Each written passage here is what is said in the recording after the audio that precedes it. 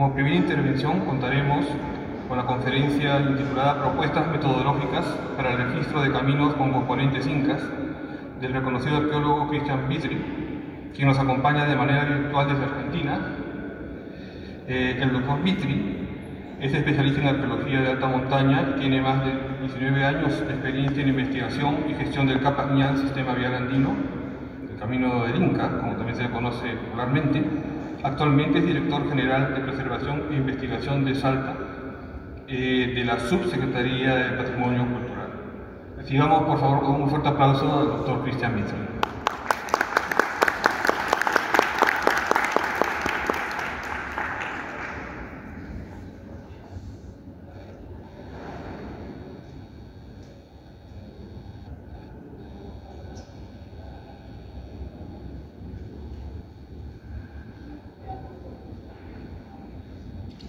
Doctor Vitri, buenas tardes, no sé si nos llega a escuchar.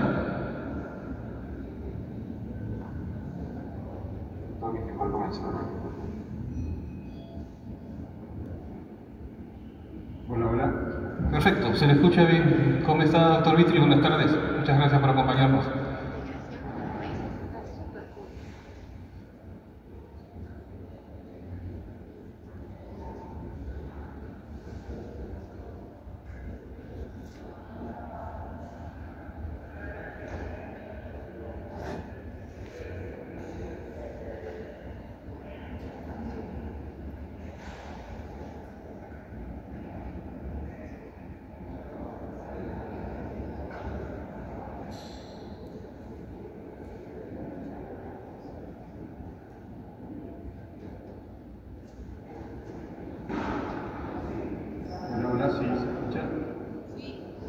Se escucha perfecto, doctor Vitri.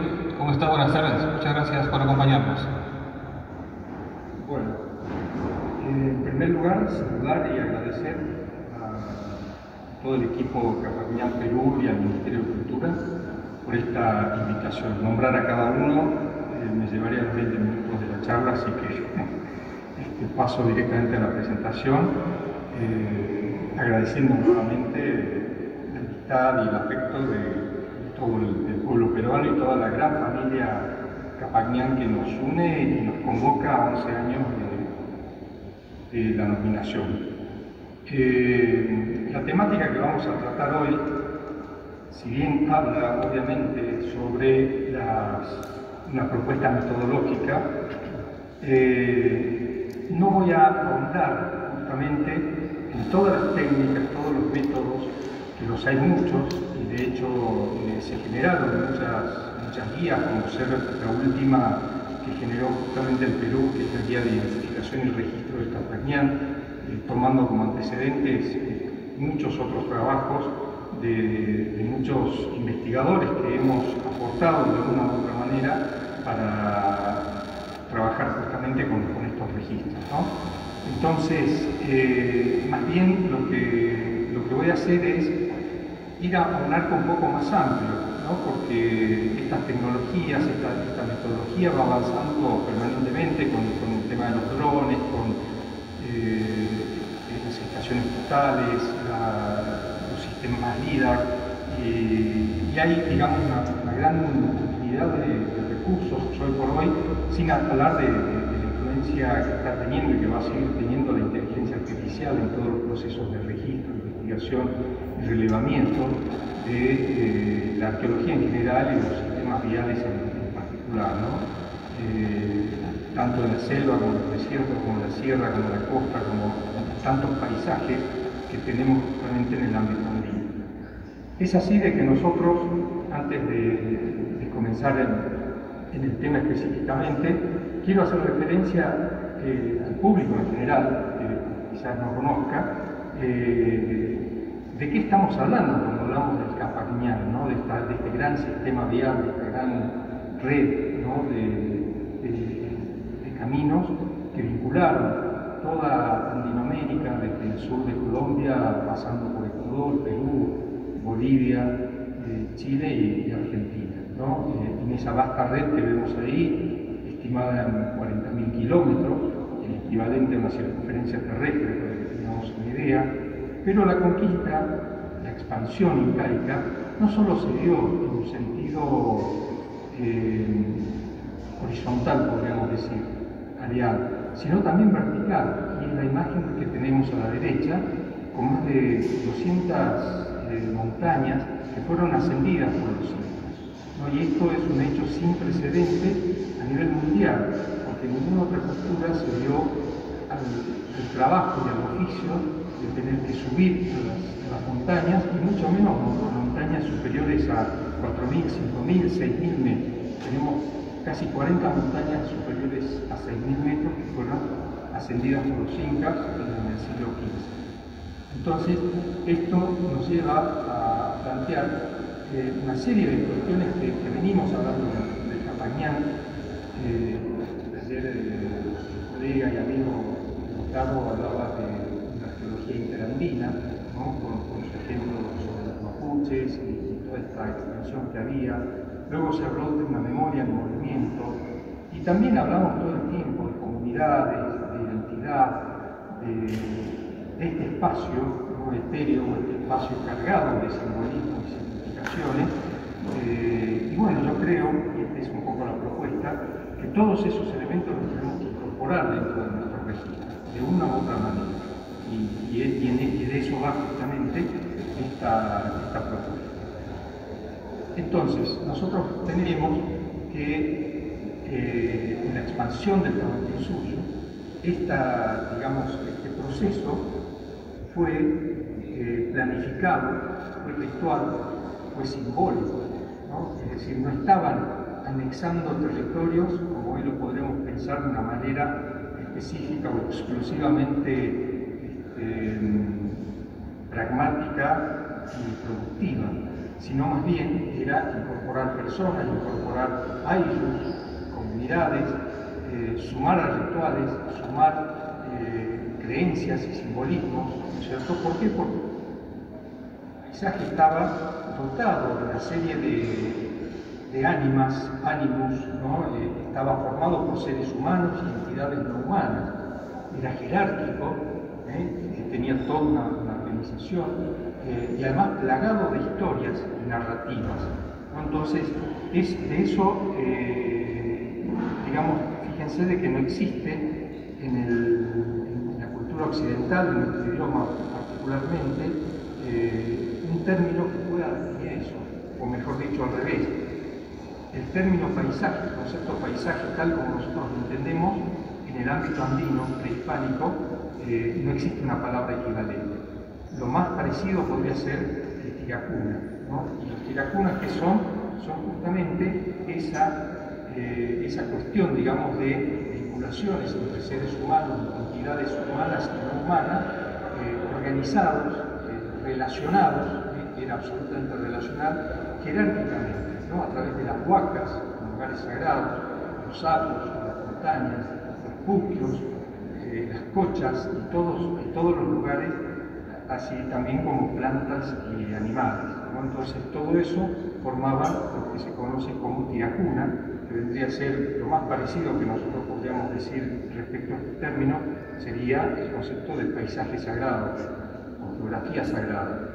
Es así que llegamos entonces luego de toda esta cosmovisión a lo que es el Capañán en sí, ¿no? Y a los efectos de poder comprender al Capañán, me gusta hablar de que este Capañán está formado por dos grandes infraestructuras.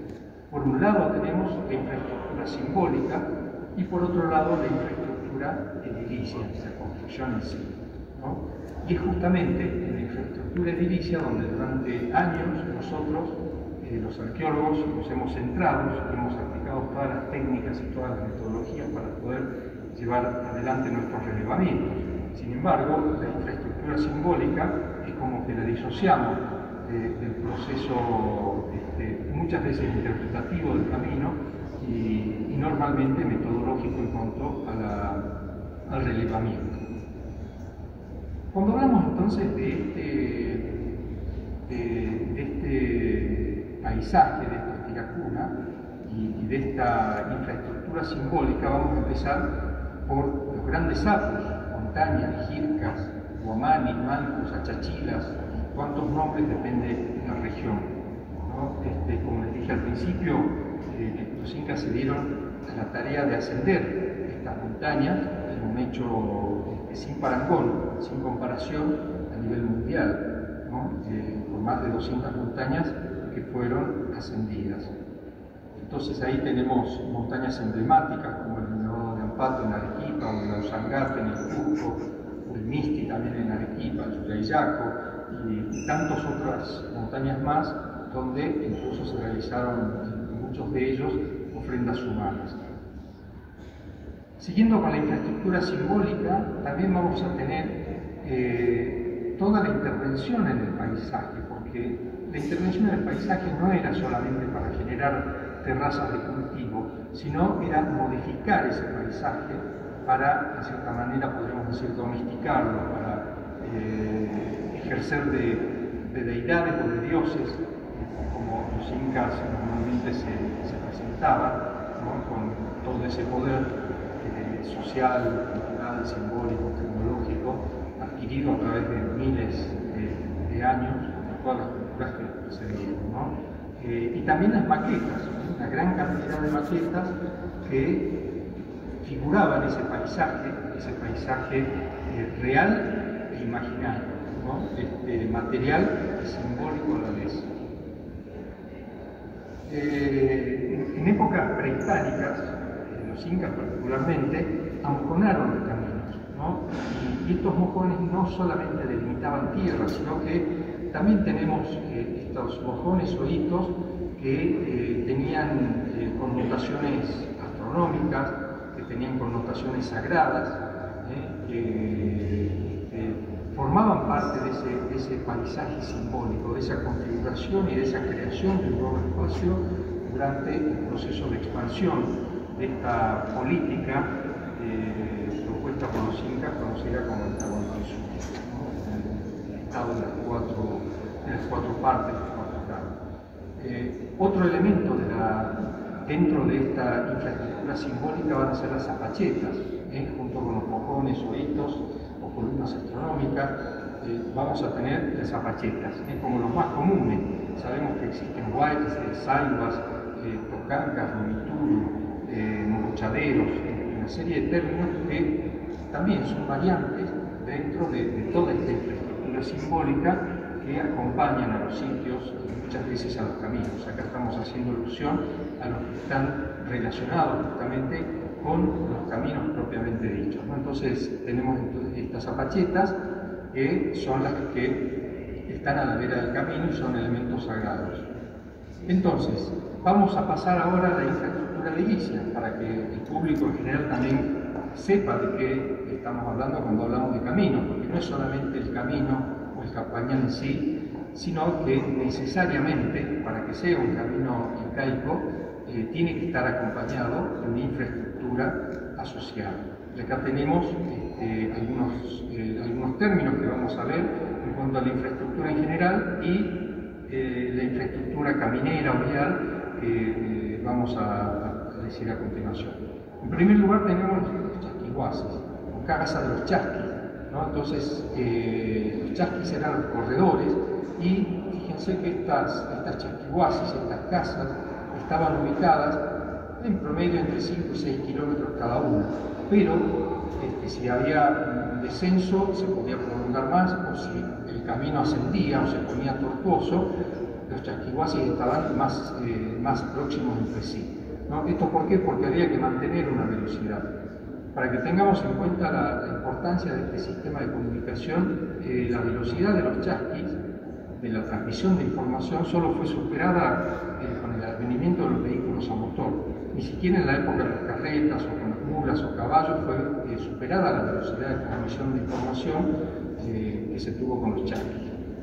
Así que bueno, fue, digamos, una parte muy importante de infraestructura. Y vemos ahí entonces de que cómo la equidistancia de cada una de estas casas depende de la fisiología humana, depende de la capacidad de correr que tenían estas personas altamente preparadas para transmitir esos mensajes a toda velocidad.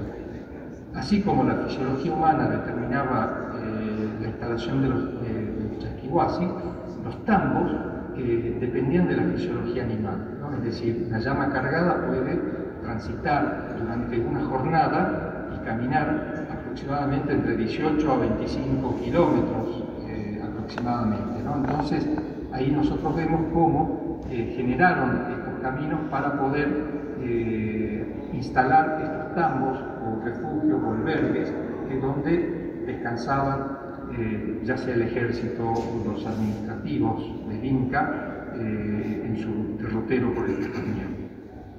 Luego tenemos una cantidad de centros administrativos que están ubicados más o menos entre 50 kilómetros aproximadamente de jornadas, es decir, estamos hablando entre 4 a 7 días de marcha según el terreno, según estas dificultades que yo les comentaba recién.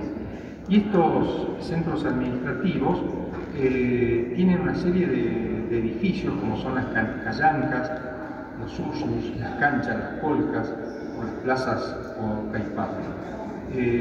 Para quienes viven en el Perú esto quizás sea moneda corriente y es lo más común, pero para quienes vivimos en las lejanías del Cusco, acá estamos a más de 1500 kilómetros del Cusco, en el noroeste argentino, estos son edificios que no existían, ¿no? Una arquitectura que no existía acá. Entonces, para nosotros, para la arqueología regional, obviamente esto es novedoso. Vamos a ver entonces, vamos a desglosar un poco para que el público en general pueda comprender cómo están formados estos centros administrativos, que los hay grandes, medianos, pequeños, pero la mayoría de los centros administrativos tienen al menos estos edificios, como son las callancas, las colcas o depósitos, las canchas o recintos perimetrales compuestos, que también se les llama, son estas viviendas con patios internos y muros perimetrales, el usnu o plataforma ceremonial, ¿no? Tenemos, por ejemplo, el caso de usnus. No hay dos usnus que sean exactamente iguales, son todos distintos, pero el concepto es básicamente el mismo, como vemos acá en esta fotografía. Lo mismo pasa con las canchas, no hay dos que sean iguales, son todas similares, con una misma idea, pero una resolución diferente. Las callancas también, las hay muy grandes, las hay más pequeñas, y acá tenemos unos cuantos ejemplos de Chile y de Argentina. Las colcas, también, esto quizás sea lo más normatizado, porque sí existe, digamos, una medida, una réplica de estas colcas como las que hay en el Cusco y en otros lugares, digamos, nostálgicos del Perú, ¿no? Entonces nosotros tenemos acá nuestras colcas, por ejemplo, en este sitio construido Cayogasta, que es esta que estamos viendo, y son dos, que lo podemos ver desde arriba, también con 8 metros de diámetro, 4 metros de altura, es decir, tienen un patrón. Cuando hablamos de los caminos propiamente, vamos a hablar de ciertos rasgos arquitectónicos, como ser la linealidad, la rectitud de los caminos y el ancho constante, ¿no? Eso es un patrón. Asimismo, vamos a hablar de cuando ascienden por las laderas, los caminos en zigzag, con ángulos e inclinaciones pautadas, normadas, que tienen que ver también con la fisiología humana y animal, porque con esa inclinación, con pocos grados de inclinación, generaba, digamos, menor cansancio en largos recorridos a los caminantes. Luego tenemos los muros de contención, protección, sostenimiento de ladera, y hago hincapié en todos estos rasgos porque, al menos acá en el noreste argentino, en el norte de Chile, no existía este tipo de caminos formalmente construidos. Sabemos que en Bolivia sí, sabemos que en Perú sí, por las culturas que precedieron, pero para acá son rasgos absolutamente novedosos, como también las escalinatas, todas estas escalinatas labradas en piedra sobre la roca natural o con rocas seleccionadas y con importantes sistemas de desagüe, como también el camino que nosotros vemos ahí, ¿no? Con muros derivadores de agua. Fíjense ahí cómo muros derivadores de agua protegen que el agua llegue directamente al camino y lo derivan hacia bocas de drenaje, como vemos acá, bocas de captación de agua con drenajes internos que pasan por abajo del camino o por el costado o por una canaleta abierta. Hay muchas técnicas, digamos, al respecto. Los puentes, una gran variedad de puentes, puentes de fibra colgantes, puentes de piedra, puentes de madera, puentes flotantes, como en la imagen que vemos ahí de estas hermosas fotografías del Ministerio de Cultura del Perú, y también la tradición esta de los puentes hechos con fibra vegetal que Perú justamente logró, gracias a las comunidades, rescatar, ¿no? La construcción y la hechura de estos puentes colgantes. Y algunos ejemplos de acá de nuestra región también, de Bolivia y del norte de Argentina, como estos puentes de piedra. Otro elemento que aparece, quizás no en la zona cusqueña, en la zona central no aparece, pero sí aparece en las lejanías del Tahuantinsuyo, que son las estructuras ortogonales, multipropósitos, o luces múltiples, o estructuras en celda, como se les suele llamar, ¿no? Entonces son unas estructuras que pueden llegar a tener hasta 200 metros de longitud y se distribuyen a lo largo de todo el Tahuantinsuyo.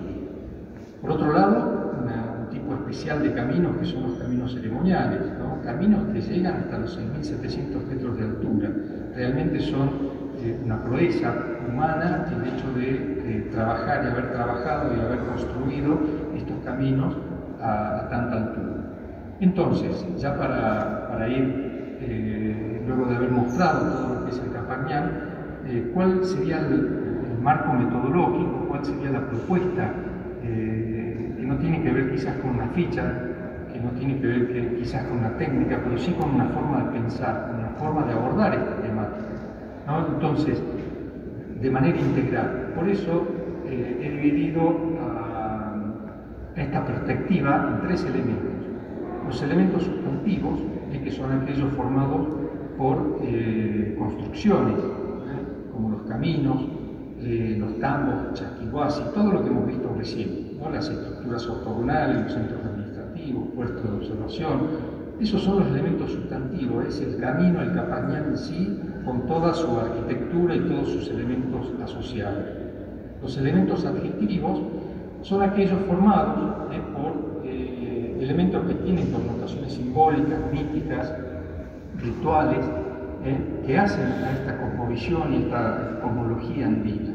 Tenemos algunos elementos construidos por los seres humanos, como la zapacheta, los mojones, y todo eso que hablé yo sobre la infraestructura simbólica, ¿no? Las aiguas, las columnas astronómicas, pero también están los sapos, están las huacas y otros elementos geosimbólicos. Estos son elementos adjetivos, ¿por qué? Porque están adjetivando a esos elementos sustantivos, ¿no? Le dan un sentido, le dan un contenido.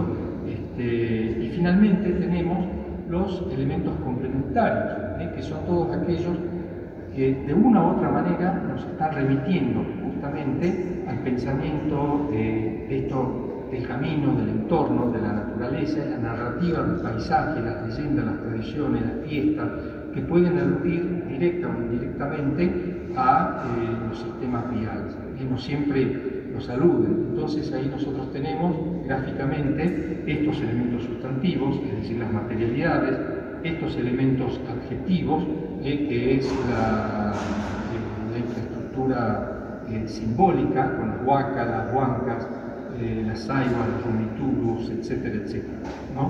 Y los elementos complementarios, que es, yo creo, a lo que tenemos que empezar a prestarle mayor atención, que justamente hacen a esa memoria en movimiento que ayer se mencionaba, a estas construcciones de identidad, a estos elementos del pasado, a esta concepción anímica del paisaje, a estos tiracunas, ¿no? Donde una montaña no es solamente una montaña, donde un río no es solamente un río, una vertiente no es una vertiente, son entidades en sí mismas, son dioses en sí mismos, y el paisaje es un paisaje vivo.